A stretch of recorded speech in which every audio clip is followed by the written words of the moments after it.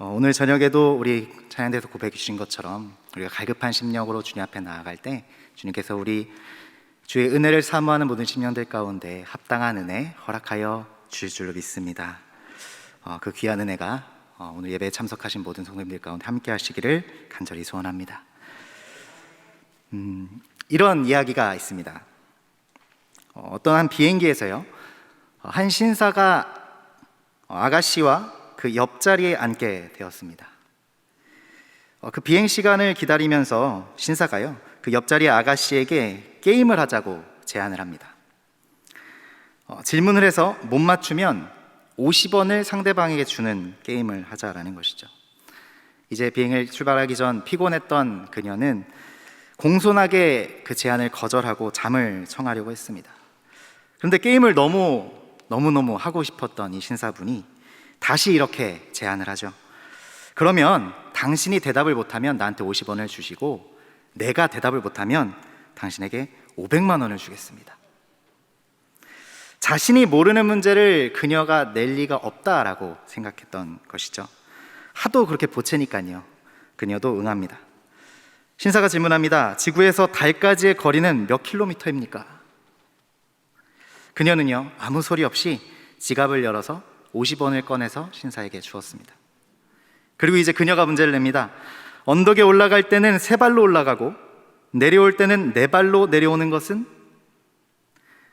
신사가요, 머리를 쥐어짜며 인터넷도 찾아보고요, 아직 비행기가 출발 전이니까 전화로도 물어보고 아주 온갖 난리를 쳤는데도 답을 찾지 못했습니다. 억울하지만 할 수 없이 500만 원을 주면서 그녀에게 묻습니다. 아니, 대체 답이 뭡니까? 그러자 그녀는 다시 말없이 지갑을 열어 50원을 꺼내서 그에게 줬다는 겁니다. 똑같이 모르는데 잘난 척한 사람만 당해버렸다라는 것이죠. 우리는 오늘 미디어위원회 주간 예배에 함께하고 있습니다. 특별히 오늘 말씀을 준비하면서 우리 위원회를 생각해 보며 그 사역의 모습들을 곰곰이 좀 돌아보니까 가장 먼저 떠오르게 된 단어, 그리고 벗어나지 못한 단어가 하나 있었는데요, 오늘 제목과에도 나와 있는 자기 비움이라는 단어가 있습니다. 곧 겸손함이라는 것이죠. 늘 겸손하게 보이지 않는 곳에서 맡은 바 역할들을 다 하시며 예배를 위해, 교회를 위해 수고해 주시는 그 섬김이 참 귀하다는 생각을 많이 하게 되었습니다. 이와 같은 자기를 낮추고 비우고 겸손하게 하는 모습을 우리는 자기 비움이라고 합니다. 이것이 우리 시대를 살아가는 모든 그리스도인들에게 더욱 필요한 영성의 모습이기도 하다라는 것이죠. 서양 기독교 전통에서는 7가지 대제가 있다고 말합니다. 교만, 시기, 분노, 나태, 탐욕, 탐식, 탐색이 그것입니다. 그런데 그 중에서도 이 교만을 가장 심각하고 큰 죄로 여깁니다. 왜냐하면 이 교만이 이 모든 죄의 근원이기 때문이죠. 그래서 성 어거스틴은 하나님의 도성이라는 그 자신의 책에서 그 이유에 대해서 이렇게 설명합니다. 교만 외에 우리의 악한 의지의 근원이 될 만한 다른 무엇이 있겠는가? 교만은 죄의 시작이다. 그리고 과도하게 높아지려는 탐욕이 교만이 아니고 무엇이겠는가? 과도하게 높아짐은 영혼이 자신의 목적으로서 자신을 굳게 고정시켜야 할 그분을 버리고 오히려 자기 자신이 목적이 되었을 때를 말하는 것이다 라고 설명합니다. 교만이 가장 무섭고 심각한 죄인 것은요, 이것은 의지의 자율성인데 자기 자신을요, 그 세상의 중심에 두고 그 모든 것들을 자기에게 도움이 되는 수단으로서 이용하고 사용하는 것이기 때문입니다. 하나님께서는 그래서 이 교만을 가장 싫어하십니다. 자신을 세상의 중심으로 만들고 자신이 그 하나님께서 계셔야 하는 그 자리에 대신 앉는 것이기 때문이죠. 이 교만의 핵심은요, 하나님보다도 나 자신을 더 신뢰하는 것입니다. 우리가 잘 알고 있는 누가복음에 보시면요, 성전에 기도하러 올라간 2사람의 이야기를 예수님께서 하십니다. 바리새인과 세리가 등장하죠. 바리새인은요, 다른 사람들로부터 거리를 두고 저만 치서서 자신 있게 기도합니다. 누가복음 18장 11절로 12절에 이렇게 기록합니다. 바리새인은 서서 따로 기도하여 이르되 하나님이여, 나는 다른 사람들 곧 토색, 불의, 간음을 하는 자들과 같지 아니하고 이 세리와도 같지 아니함을 감사하나이다. 나는 일회에 2번씩 금식하고 또 소득의 11조를 드리나이다 하고 라고 기록하고 있습니다. 이게 무슨 말입니까? 하나님, 나 좀 보십시오. 얼마나 괜찮은 사람입니까? 얼마나 대단합니까? 하고 하나님 앞에 기도하고 있다는 겁니다. 그런가 하면 죄라는 죄는 다 짓는다라고 여겨지고 또 남을 등쳐먹는다라고 알려져 있는 그 세리는 어떻게 기도하고 있습니까? 이 바리새인이 기도하는 천지 차이죠. 죄인 세리는 고개도 들지 못하고 답답하니까 가슴을 치면서 불쌍히 여겨달라 합니다. 그런데 과연 둘 중 한 사람은 분명 의인이고 한 사람은 분명 죄인임을 말씀하시는데 과연 둘 중 누가 의인인 것일까요? 결과가 어떻습니까? 누가복음 18장 14절의 말씀입니다. 내가 너희에게 이르노니 이에 저 바리새인이 아니고 이 사람이 의롭다 하심을 받고 그의 집으로 내려갔느니라. 무릇 자기를 높이는 자는 낮아지고 자기를 낮추는 자는 높아지리라 하시니라. 아멘. 바리새인은요 거절당하고요, 오히려 세리는 의롭다 하심을 받고 집으로 내려갔습니다. 교만한 바리새인보다 형편없고 더럽고 내놓을 것 없다라고 여겨졌던 그 겸손한 세리가 하나님 앞에 더 나은 존재로 취급되고 있는 것을 보게 됩니다. 여기서 우리는요 하나님의 마음이 겸손한 자에게 가 있음을 알 수 있는 것이죠. 교만이 모든 죄의 근원이며 시작입니다. 하나님께서 죄를 벌하시는 이유는 죄를 낳는 교만을 꺾어서 겸손을 배우게 하려 하심입니다. 하나님께서 때로 우리로 고난과 그 고통을 만나게 하시는 이유는요 우리가 교만해질까 봐 염려하시기 때문입니다. 오늘 함께 읽어주신 본문 구약성경의 선지자 예레미야도요 그 사실을 잘 알고 있었습니다. 그 사실을 깨달았습니다. 이스라엘이 교만하여 심판을 받았습니다. 잘 아시다시피 아주 쫄딱 망했죠. 다시 살 길이 있다라면 그것이 어디에 있었겠습니까? 그것은 자기를 낮추고 비우고 겸손하게 하는 그 자기 비움으로 가능하다라는 것입니다. 이 자기 비움이요 우리 시대 그리스도인들과 우리 교회의 주제가 되어야 합니다. 그렇다면 우리가 이런 자기 비움으로 나아가기 위해서 어떻게 해야 할까요? 어떤 자세가 필요하겠습니까? 오늘 말씀 가운데 애가를 지은 예레미야는 이렇게 몇 가지를 설명합니다. 첫 번째로요 자기 비움은 기다리는 것입니다. 오늘 본문 25절과 26절의 말씀을 우리 다시 한번 같이 읽어보시겠습니다. 예레미야가 3장 25절 26절의 말씀 함께 읽겠습니다. 기다리는 자들에게나 구하는 영혼들에게 여호와는 선하시도다. 사람이 여호와의 구원을 바라고 잠잠히 기다림이 좋도다. 아멘. 무엇보다도요 자기 비움은 기다림입니다. 나를 주장하거나 나를 내세우지 않는 것이죠. 하나님께서 하시는 일을 그대로 받아들이며 그대로 수용하며 그대로 아멘 하는 것입니다. 하나님의 처분을 기다리는 것이죠. 자기 비움은 그렇게 해요. 하나님을 앙망하며 기다리는 겁니다. 하나님의 긍휼과 구원을 기다리는 것이며 나 자신을 숭배하고 높이는 그 자리에서 돌아와서 하나님의 왕되심을 인정하고 하나님이 하나님이심을 선언하고 선포하고 기다리는 것입니다. 그분의 음성, 그분의 말씀을 사모하며 기다리는 것이죠. 이것이 하나님을 하나님 되게 하는 것입니다. 이렇게 자기 비움으로 산 사람을 하나님은 사랑하시고 회복시키시고 역전시켜 주신다는 겁니다. 억울한 일을 당해서 예기치 못했던 노예 생활을 하고 그것도 모자라서 누명도 쓰고 감옥에도 갇히고 고생스러운 삶을 살았으면서도 한마디 불평 없이 하나님의 때를 기다리며 신실하게 자신에게 주어진 일들을 감당했던 이가 성경에 등장합니다. 요셉이 바로 그 인물이죠. 그에겐 하나님의 선함이 이렇게 이루어졌습니다. 그가 고백합니다. 창세기 50장 20절 말씀에 이렇게 말합니다. 당신들은 나를 해하려 하였으나 하나님은 그것을 선으로 바꾸사 오늘과 같이 많은 백성의 생명을 구원하게 하시려 하셨나니 당신들은 두려워하지 마소서. 하나님은 기다리는 자와 구하는 자에게 선을 베푸신다고 하셨습니다. 하나님을 기다리며 하나님만을 구하는 자에게 하나님은 선을 베풀어 주십니다. 사랑하는 여러분, 이와 같은 믿음이 저와 여러분의 삶 가운데 함께 가득하시길 간절히 소원합니다. 그 믿음으로 하나님을 기다리는 이 자기 비움의 모습으로 살아가는 저와 여러분, 우리 모든 성도님들 되시기를 간절히 주님의 이름으로 부탁드립니다. 또한 자기 비움은요, 두 번째로 우리가 매야 할 멍에를 매는 것입니다. 오늘 본문 3장 27절과 28절의 말씀을 우리 다시 한번 같이 읽어보시겠습니다. 예레미야가 3장 27절로 28절까지의 말씀 함께 읽겠습니다.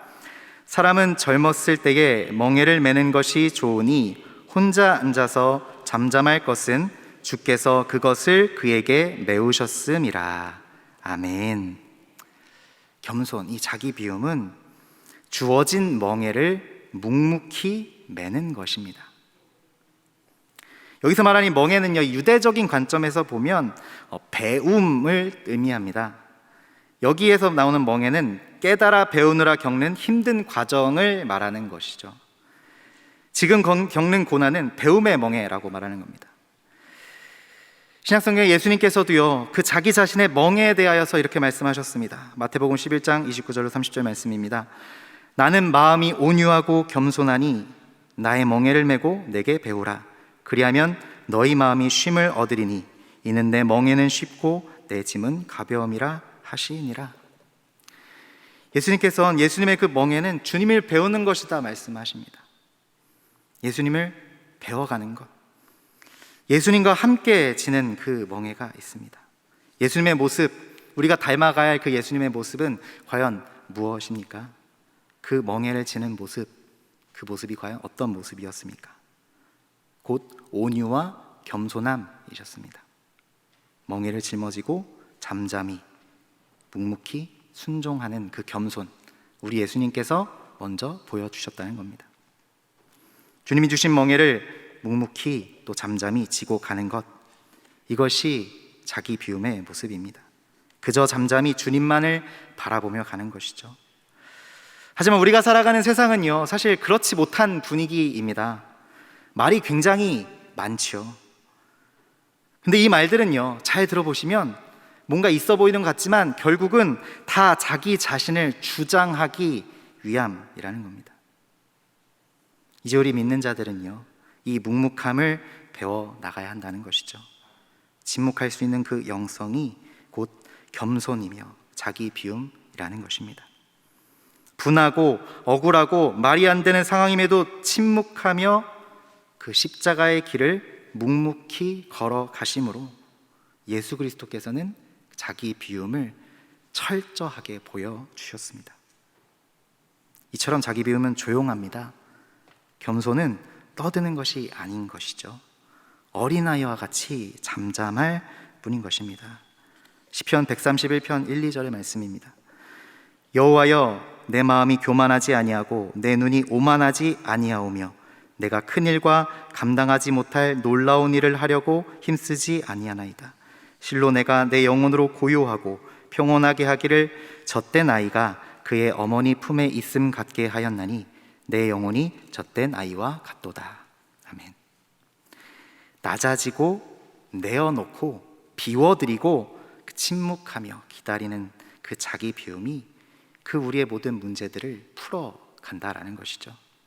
그것이 우리의 신앙의 비결이 되어진다는 겁니다.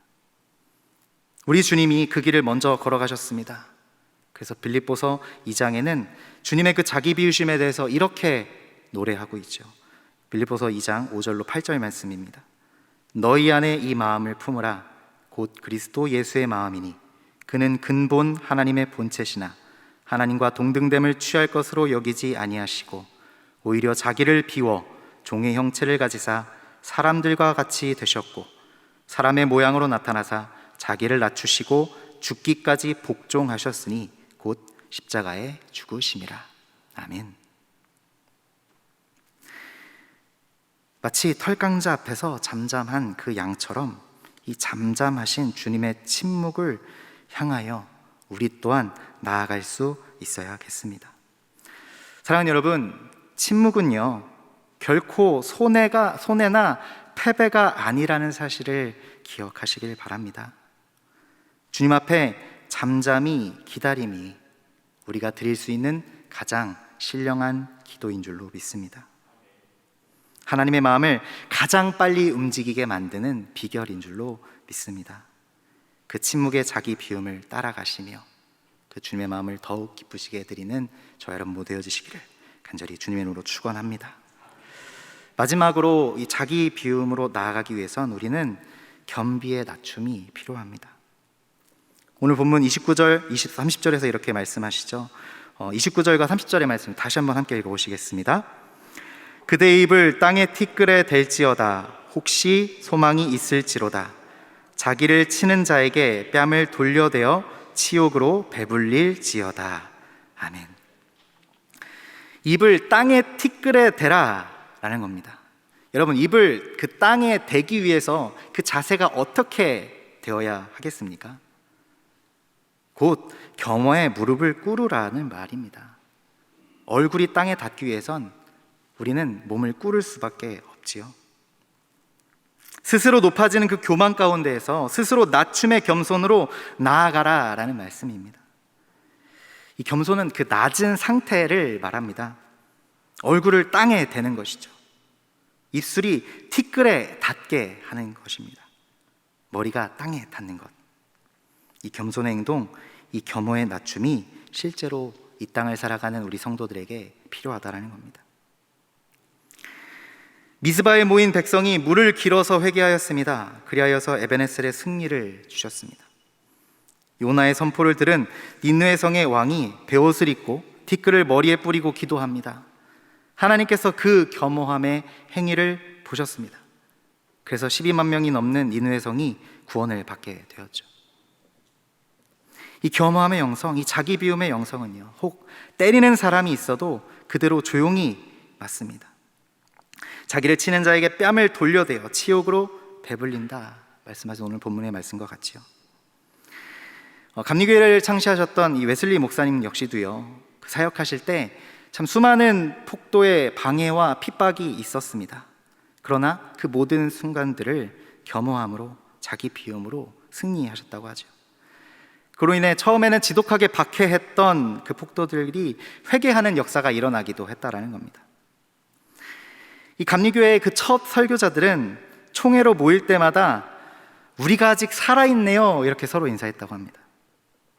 옛날에 불리던 통일찬송가 280장은 그 수많은 박해를 이기고 살아난 그 설교자들이 부른 감리교 찬송이라고 하죠.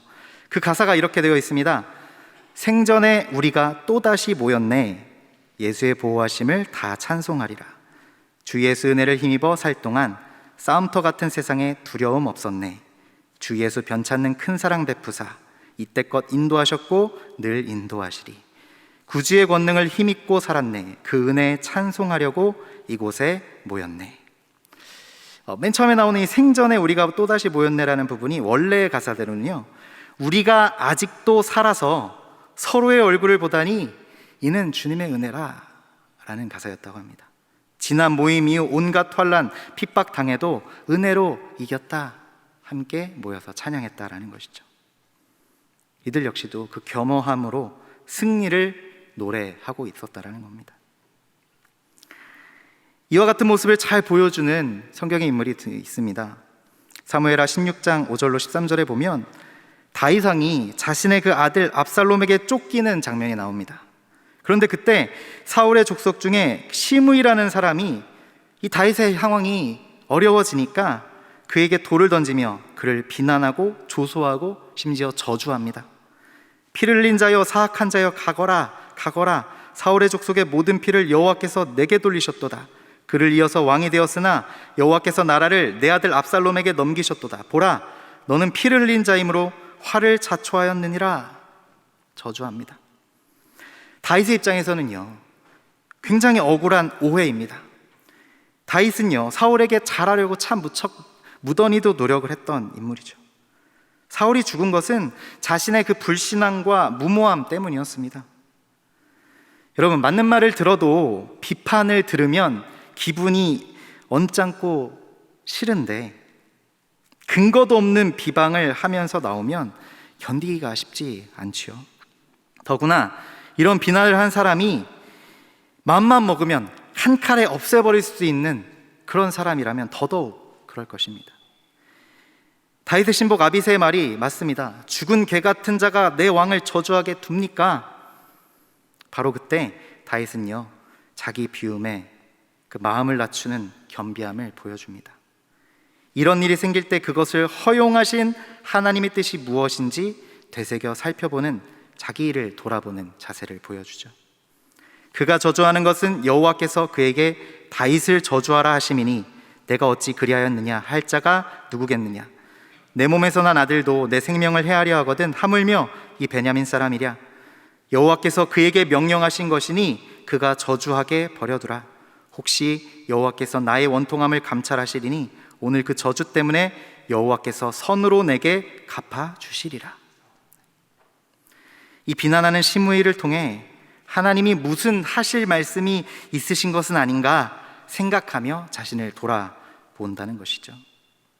시므이의 그 말이 옳은 말은 아니지만, 그러나 자신은 죄인이고 현재의 수치가 자신의 죄 때문임을 알고 있었다는 겁니다. 그런 일을 만날 때에 자신의 존재를 겸허하게 확인하게 되는 것이죠.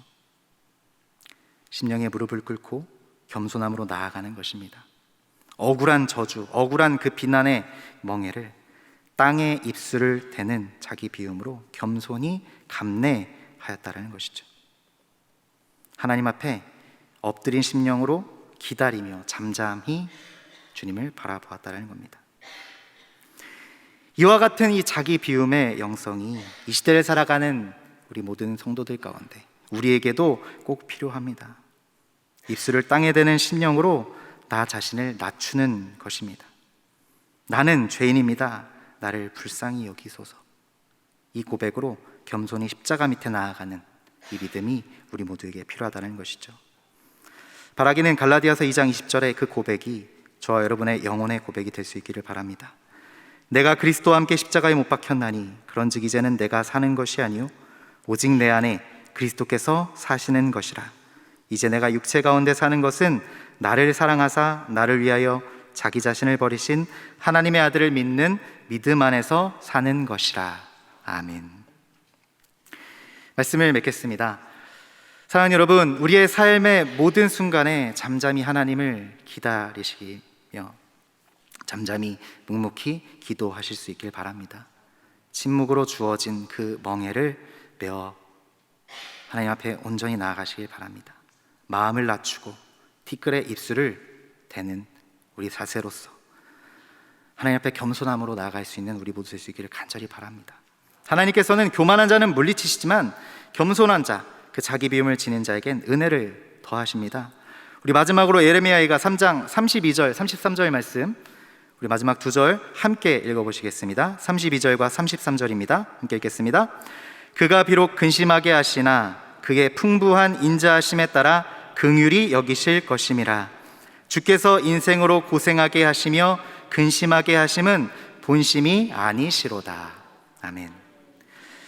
이 하나님의 본 마음을 우리가 기억했으면 좋겠습니다. 고생하게 하고 근심하게 하심이 그 본 마음이 아니라고 말씀하시죠. 분명 감찰하시고 은혜를 내려주실 줄로 믿습니다. 하나님이 찾으시는 자기를 비우고 낮은 곳에서 겸손과 온유로 살아가는 우리 모든 믿음의 성도들 되시기를 간절히 주님의 이름으로 축원합니다.